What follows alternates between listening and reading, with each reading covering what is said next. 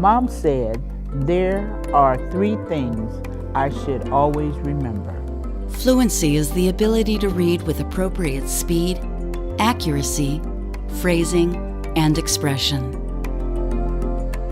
Good readers read at the same speed at which they speak. They correctly identify and pronounce the words they read. Good readers chunk words into meaningful phrases and use intonation and expression when they read out loud. Fluent reading is necessary for comprehension. Guided, repeated, oral reading helps improve fluency. You'll see a learner and a tutor practice this strategy in 5 different ways: reading to the tutor, duet reading, echo reading, cross-generational reading, recorded reading. You'll now watch a learner and a tutor comparing 3 guided, repeated oral reading strategies. Reading to the tutor, in which the tutor provides help to identify problem words and engages the learner in discussion. Duet reading, in which the tutor and learner read a text together out loud. And echo reading, in which the tutor models reading a passage and the learner repeats the passage. They discuss each strategy's specific purpose and evaluate which is the most effective for the learner's goal of increasing her fluency so she can read to her granddaughter. Really, we're doing them all. You wouldn't normally try the different ones in the same book, but it's just to try and find which one works best for you. And different ones might work for different types of reading.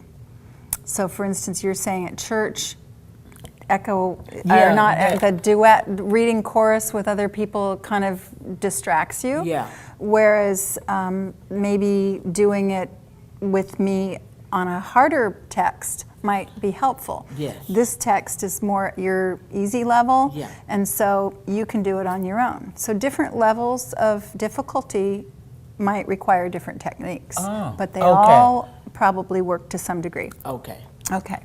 So in any of the cases of these different techniques and strategies that we're using, the point when we start out is not to worry about whether we understand what we're reading the first time through. Okay. It's more to focus on how smoothly we're reading, the speed, and the expression, and getting the words right. Okay. And then the more you do that, you automatically start to understand what you're reading because the fluency is helping you with your comprehension. Okay. It's great that we can tell the difference right away when you've practiced these techniques, these 3 different ways. So the 3 different ways that we've done is you reading to me, and you said that that's the one you prefer so far. And then the second way was duet with us reading together, and you mentioned that that's kind of chaotic when you try to do that in church.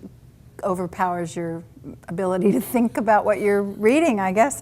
And then the last one was the echo, where you said it was a little redundant, but where we're repeating each other. Okay. But they actually all have different purposes. They're all to help with fluency, but some work better on different things than others. Okay, so the 3 things that we're working on are accuracy, speed, and phrasing and expression. And I know you noticed a difference on each of those ones that worked, but they work better for one thing than another. So the first one, when you were reading to me, the real goal on that one and the thing it works best for is accuracy. So you're gonna go for no mistakes, and that's the purpose. So depending on what you're trying to learn to read, that might be the best technique. Okay, the duet one, where we were reading it together, doing it in a quiet place instead of 100 people at a church, might be better with us just doing it in a quiet room where we can really focus on what we're working on. That one is best to increase your speed. And then the third one, where we repeated each other, echo reading, is to help with phrasing and expression, because you're hearing me model it for you over and over, and you're kind of picking up on those cues each time you read it. You're practicing that. You're practicing what you heard. So out of those 3, when you're just wanting to read to your granddaughter, which do you think would be the goal? Accuracy, or speed, or phrasing and expression? Accuracy. Accuracy. Okay. All right. What do you think she would say if I asked her that question? What was that other one? The phrasing and expression. Yeah, That's, phrasing. to Yeah, me, yeah. when you're reading to a child, you want to make the book come alive. Yes. So it's important to incorporate that too. But you will. Even if you make up a word. Yeah. But I think accuracy is important too, because a lot of times as the child gets older, they're following along and they're making the connection to match the word with what they're hearing. So accuracy is important too. Yeah. So for the rest of this book, we'll practice the way that you want to for accuracy, and it happens to be your favorite technique.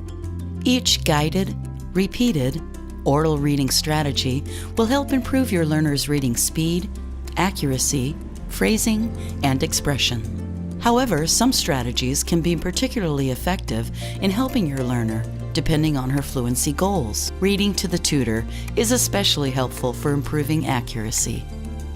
Duet reading is particularly effective in increasing speed. Echo reading works well for modeling appropriate phrasing and expression. It's important to practice each guided, repeated, oral reading strategy by having your learner read the passage out loud at least 3 times. Provide guidance for how to improve fluency by assisting your learner when needed and modeling accurate, well-paced reading with appropriate phrasing and expression. The goal is for your learner to read as fluently as she speaks. You've seen a tutor do quite a bit of talking when explaining a new strategy. During most lessons, you and your learner would be equally talkative.